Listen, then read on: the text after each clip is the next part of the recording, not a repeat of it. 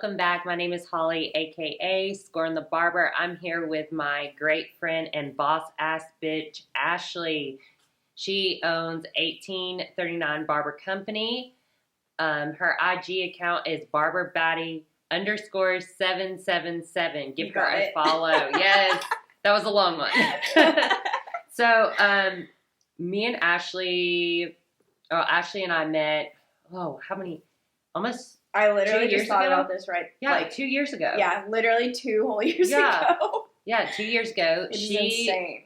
She worked with, and you guys met Justin last week. She worked with Justin and I at the shop that we all worked at before we all split off and opened our own thing. Like, it's a whole new shop now. None of the same people work there. No.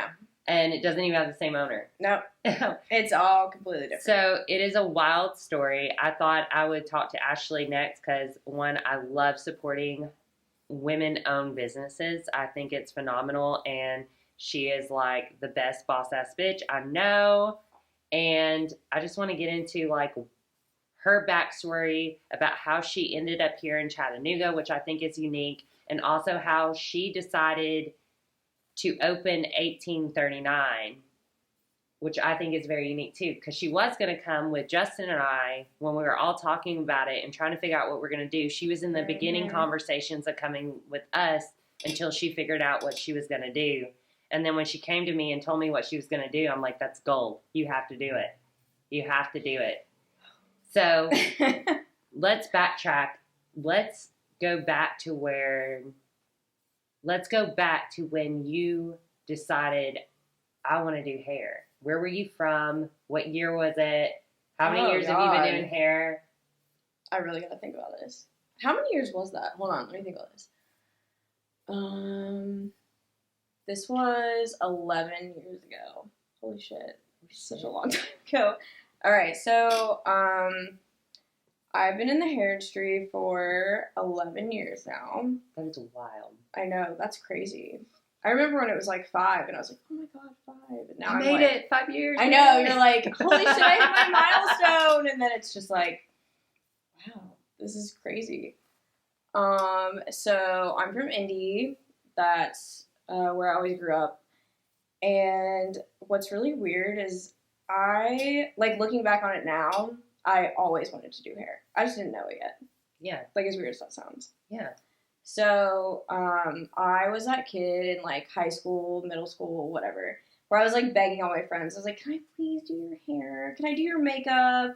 Like, can you come over and I'll straighten your hair? Like, what in the world? So, literally, that's what I did forever. And I remember I was that scene kid, which I don't even know if you're old enough to be in that. Like, no, I was definitely seen. Oh, okay. So you know exactly what I'm talking about. Yes. With, like, the crazy hair colors and just, yeah. I wanted the crazy hair colors. I was in the closet scene. I wasn't allowed to be seen, so. That's so unfortunate. I know. But in the car, I was seen. We need to, like, bring it back then. I know. Oh, it is back. I know. It kind of is. It's crazy. So I was, like, super into that. And I was always changing my hair. And like I said, now that I'm, like, looking back to it, I was always, like, asking my hairdresser, I'm like, so what do you do? Like, what is this process? What is this? What is that? Always picking her brain every 4 weeks, by the way. So oh, yeah. I was that girl. Yes. A loyal client. Yeah. So, yeah, I was constantly always either doing it or picking her brain about it. And I remember she was, like, shampooing my hair, and she's like, I think you should be a hairstylist. And I was like, no. Yeah. Not even. Because I grew up, like, with a conservative family, so it was either, like, you're going to be in medical, you need benefits, you need all these things that you can't get as a hairdresser. Like, that was the thing that was in my family, is, like, you can't be a hairdresser because you're not going to make enough money, you're not going to have benefits, you're not going to, like, it's so short term, all these things. So I listened, and fast forward, like, into college, I went to community college in Indiana, and I was working 2 jobs, paying for school, and I was in this, like, stupid journalism class or something, which was not that stupid, to be honest. I don't remember, like, literally anything from the class besides the teacher had this subject one day, and she said, I want to know what all you guys want to be. And I wrote her, and I was like, I would love to be a hairdresser. And she's like, she wrote me back, and she's like, so why aren't you doing that? And I was like, because my family doesn't want me to do this, and they, like, they're just not very supportive, and, you know, blah, blah. And I tried to, you know, keep it short. And she was like, who cares? Just do it. And I was like, fuck it. I'm going to fucking do this. I'm going to do this.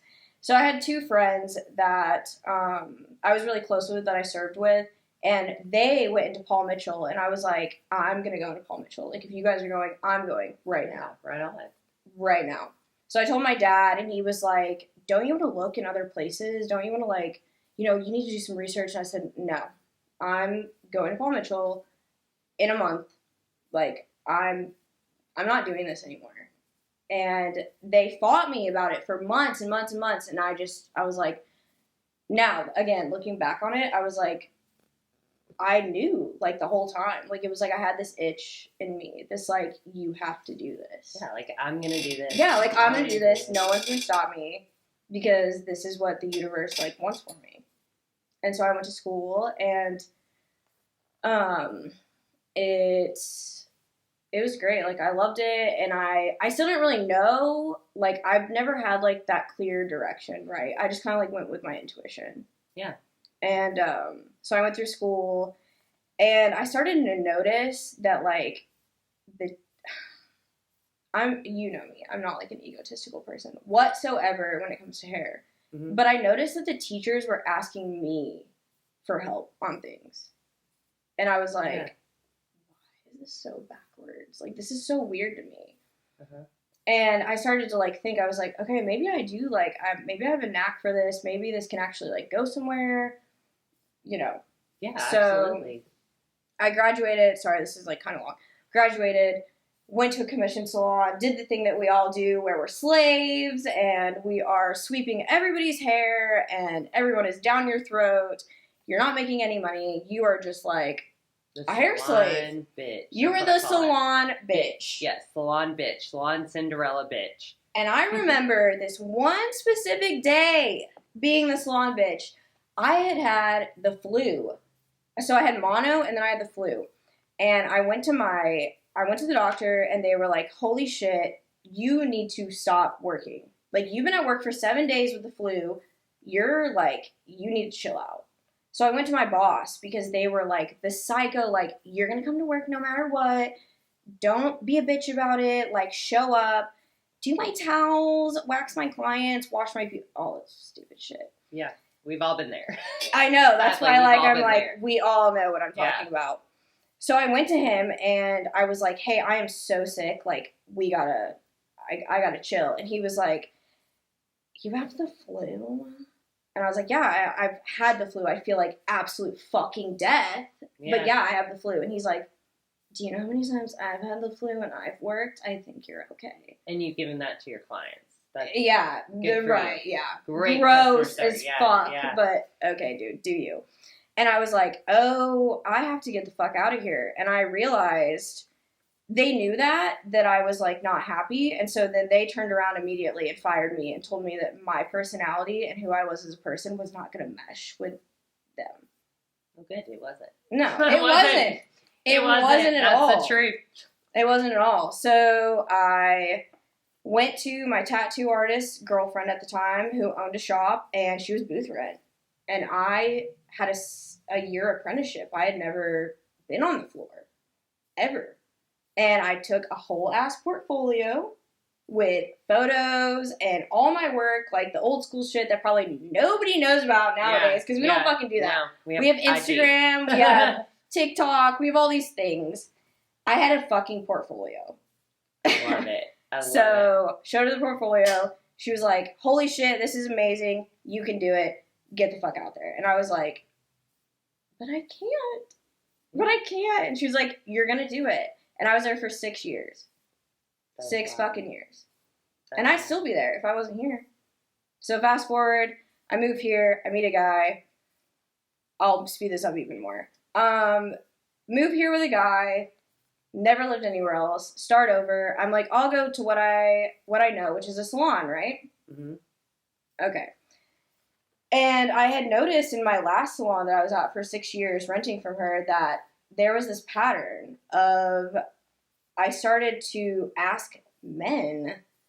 I was like, so where, like, what happens when you guys go get your hair done? Like, what do you just go? Do they shampoo? Like, why do you come to me, basically? I was like, why do you come here instead of going wherever else? Because I was just a hairstylist, you know? Like, I was a cosmetologist. I didn't think, like, why do I have a 50-50, like, clientele, right? And they were like, oh, you shampoo, you do all this extra stuff, you know, blah, blah. And I was like, oh, noted. Come to Chattanooga, start completely over, start in a salon, same shit. Hate the salon.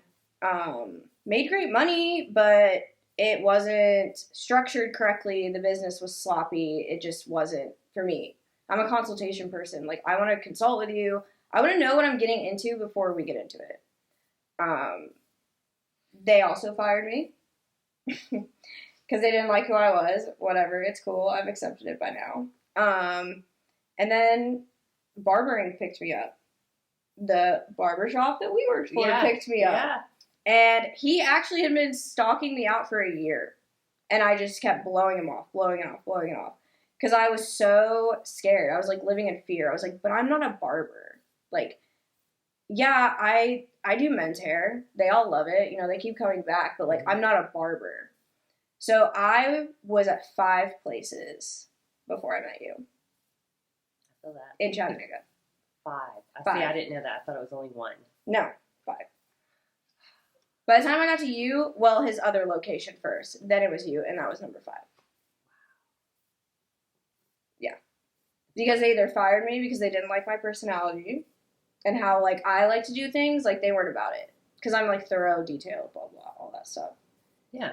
And I'm very specific. So then I had this idea. A client of mine was like, hey, I followed you from place to place to place. I've started up businesses. Let's do this. And I was like, oh, shit. And here we are. That's wild. And it's so sad, too, because I was thinking, you know, I've been doing hair less than you, 8 years, going on 9. And I was counting, and I've been to 9 shops. 9. Here? In Chat? Like your whole in North career? Georgia, Chattanooga area. They're all close if you're not Dude. from here. We're very close to the Georgia border and Alabama. And I worked in both states. And this is my shop is the longest shop I've ever worked for, and we're coming up on 2 years. I've never spent longer than a year in a shop.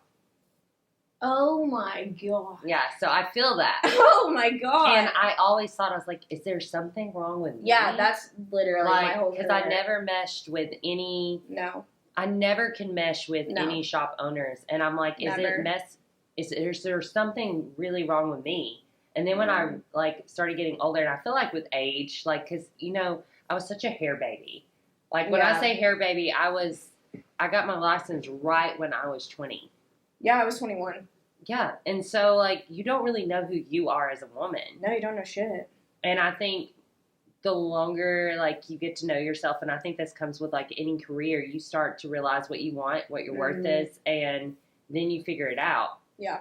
But, yeah, I wish I would have figured that out sooner. But what I think is also so unique is, you know, you had a lot up against you, too. Like, when you started this, like, you know, you'd left our shop before we did, and you ended up somewhere else, and then you ended up here. And you weren't so sure if you were going to be here in a year, if it was going to be 5 years, 3 years. And I know that you kind of went through a roller coaster in that. Can you kind of go deeper into that for me? So, the first reason why, like, the roller coaster happened is because I noticed a trend in this barbering market. Everybody's doing the same thing. Everybody here loves to be like each other. Yeah. And I'm not that person. Like, I don't like to do the same shit that everybody's doing. Like, I don't know what it is. I just don't like it. And everybody's, 30 minutes. And let me preface this. Absolutely nothing is wrong with this. This shit works all the time. Yeah. Like, that's totally cool. If that's your jam, you do that shit all day, every day. But that's just not who I am. Yeah. So that made me live in this fear of, like, but I want to be so different, and I want to, like, I still want to be passionate about what I'm doing. I don't want to, like, fill this box because it's what everyone else is doing, kind of thing. And then I said to myself, I was like, you know, because my client was asking me, like, do you want to do this? Like, is this something that you want to do? And I was like, I really don't know. Like, what were the fears holding you back? What was saying, oh, I don't know? Is it because that, like, I know it's hard being a woman in this industry, and I know it's hard in the South. In the South, yeah. In the South. Yeah. Yeah. Yeah. Bless my heart. Yes. Yes. Yes, in the fucking South. No, it's all just myself. Like, my fears, like, all the shit, it lives in my own brain, to be honest, which is so fucking crazy. It's all, I'm just learning about this. Like, more about discovering yourself. Yeah, absolutely, 100%.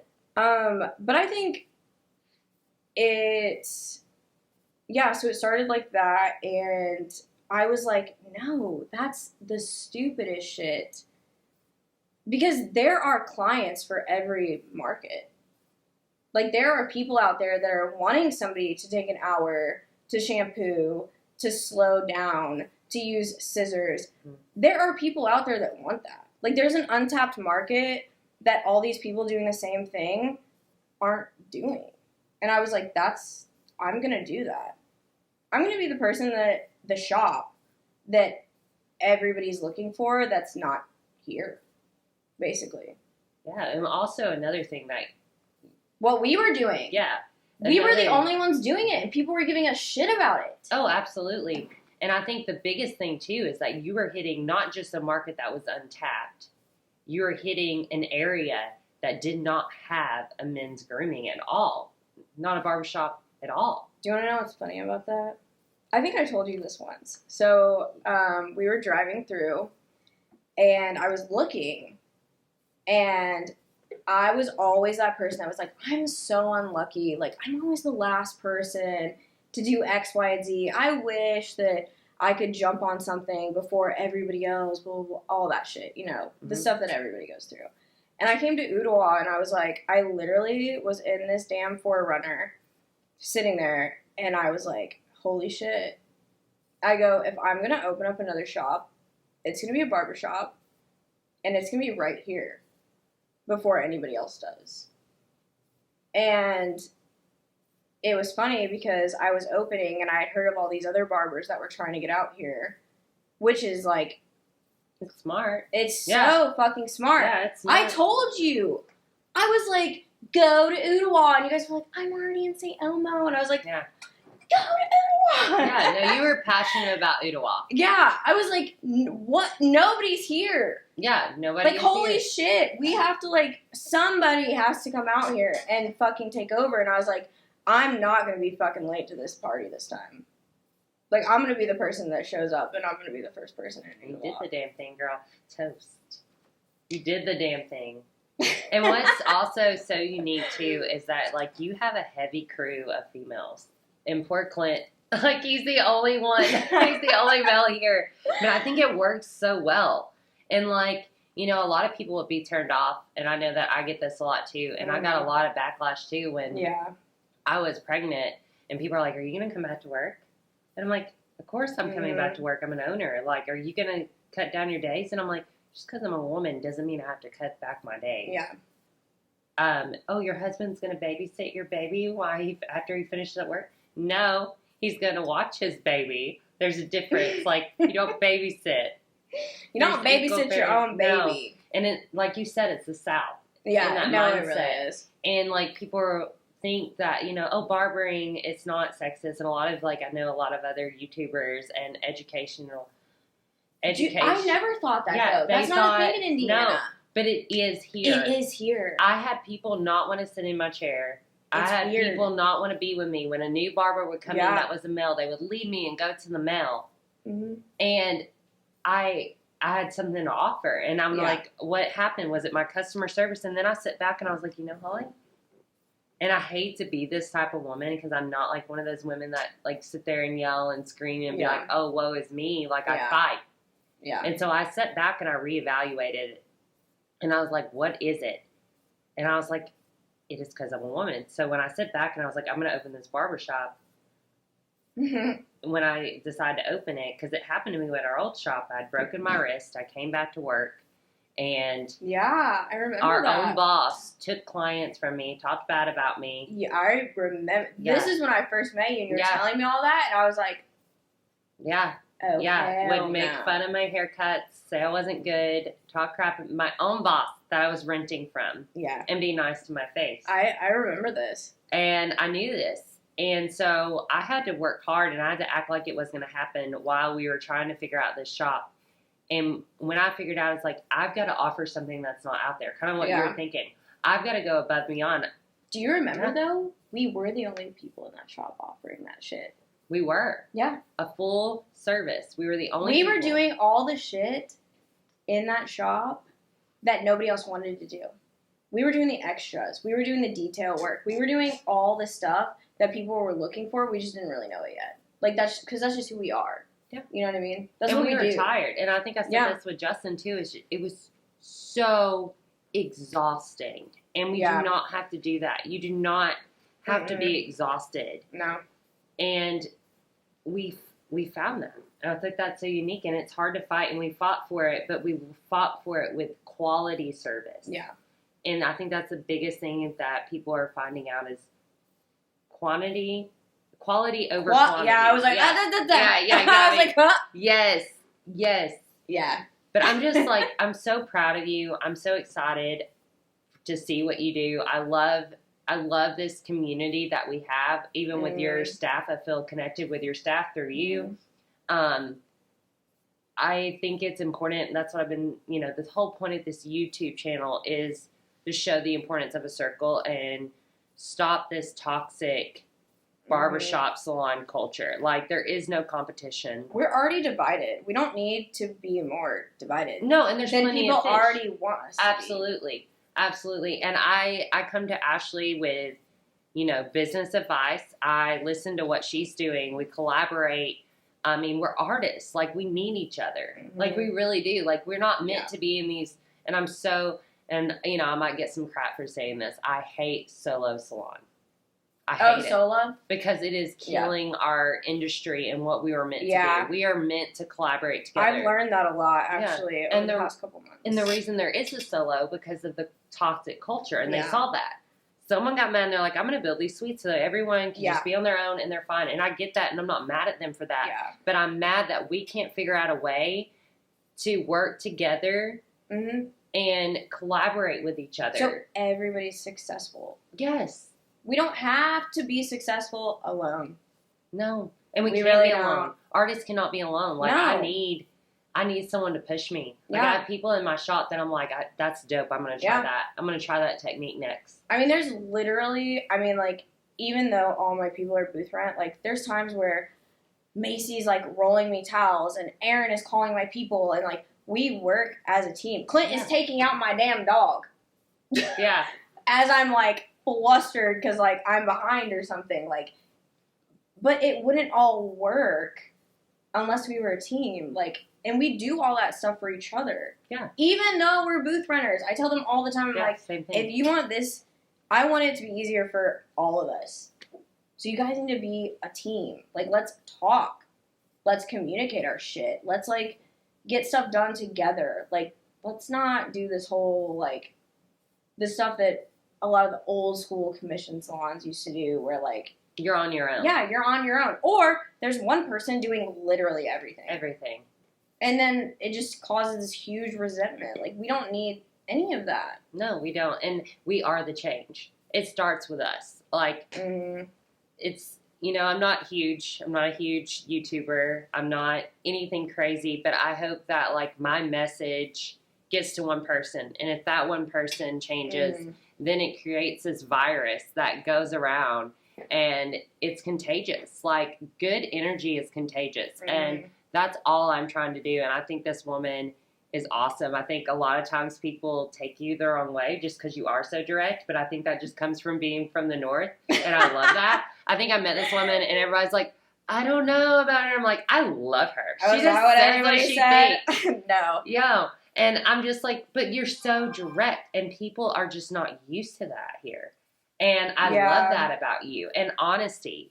I think I just don't like to sugarcoat it because I feel like, I don't know. I just feel like there's so much sugarcoating in the world, and so much, like, a lot of that stuff is just, you're scared. Like, you're scared how somebody's going to react, versus if you're just honest with them, tell them that you have the best intentions for them. Like, make it clear. 100%. But you don't have to sugarcoat it. No. And I think that's a lot of, too, where that toxicness comes through is I think that we are artists. You're 100%. We're all artists. And we have some talented people in this community, and I will not downplay that at all. But I think the problem is we weren't ever really built to, like, be corporate, to be business. No. And we weren't trained in that. All the time. Because I have all the business people. All the business people in Ottawa. They work for themselves. And I'm like, wow, if I would have just taken business. Like, they tell you how to roll 100 perms. Cool. Where the fuck has that got me? Literally not shit. Nowhere. Yeah, no. And it's learning with how to communicate with people. Also, like, being very black and white of what you need for your business, and having set, like, rules. Like, set expectations. If you have these set expectations, your employers, your booth rentals, they know what to expect. Yeah. And then treat them with respect. All it is like, if you need something done, just come to them. It's literally transparency and professionalism. 100%. So we need to wrap up here soon. But one thing I really want you to do is, if you could speak to that struggling hairstylist, that struggling barber, that student that is looking for that advice, that cosmetologist that is wanting to switch over to barbering but scared, or that person that is so miserable and